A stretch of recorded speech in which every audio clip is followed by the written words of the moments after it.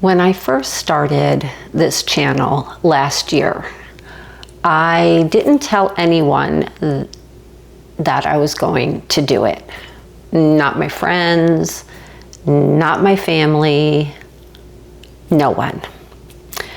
And I kept it to myself for months. I secretly recorded videos, edited in private, all the stuff behind the scene of my real life. And then one day, I just blurted it out. It wasn't planned. It wasn't a carefully constructed conversation. The words just came out. I started a YouTube channel. And after I said it, in those first few seconds before anyone could react, I felt two things. I felt relief, and I felt a sense of freedom. So, why did I keep it a secret? Well, I kept it a secret because I didn't know what would happen when I told people. I was a little afraid of what the reactions would be. Would they try to talk me out of it? Would they criticize me? Would they judge me? Would they tease me? And worst of all, would they just laugh at me? Because in my head, who was I to start a YouTube channel, and a yoga one at that? And I created all of these scenarios in my own head. And because of that fear, I wasn't sure that I was strong enough to face the reactions and let them try to talk me out of it. So it was my little secret. And like I said, for months, until I couldn't hold it in any longer, and I had built up, well, I can't even say I built up the courage, because I blurted it out. I truly blurted it out. I'm not kidding you. I was sitting at the dining room table, and we're eating, and it's silent, completely silent. And I just said, I started a YouTube channel for my yoga. And that was it. And then I did the same thing when I saw my kids. We're just talking, having conversations, and then I just blurt out, I started a YouTube channel. So you're probably wondering what this story has to do with my new intention of wild. Well, when I first thought about wild, I envisioned like traveling solo to exotic places around the world, and big adventures, and doing things I'd never done before. And those may and probably will be future plans, but right now those things aren't happening.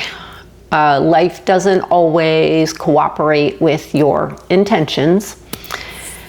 So after these daydreams and wild fantasies, I started thinking, and what I landed on was this.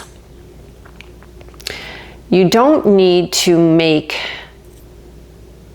crazy, grand, magnificent plans or do something risky to feel wild. Me starting a YouTube channel to share my love of yoga and now my personal journey, that's kind of wild, at least for me. And I'm sure the people in my life that know me well would think it's something they never thought I would do. I am basically quiet, a little bit introverted until I get to know you, then not so much. But initially, I'm not comfortable in big crowds. But anyway, so putting myself out there is kind of wild for me. But I did it. And at the time, I guess, yeah, I felt a little wild. So this month, my wild intention is having the inner strength to be unapologetically myself all the time, not just when it's easy, in the small moments and the everyday ones, and maybe some big moments too. What this looks like in a real life practice, I'm not sure yet. It's just starting out, but maybe it's things like considerately saying things that I typically hold back or edit before I speak, making choices for me without running it by anyone, not letting people talk me out of something I really want to do. I don't know.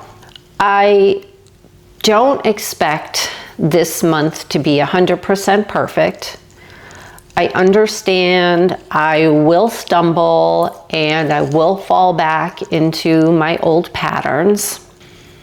But what I do know is that I'll be starting this month out with that blurt still in my body, with what that relief and freedom felt like.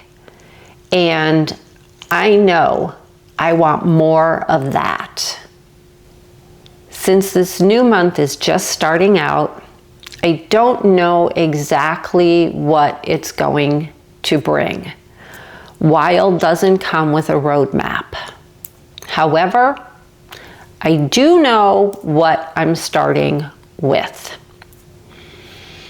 I'm starting with that honest voice, unedited, my real words. And that, my friend, feels like enough to begin.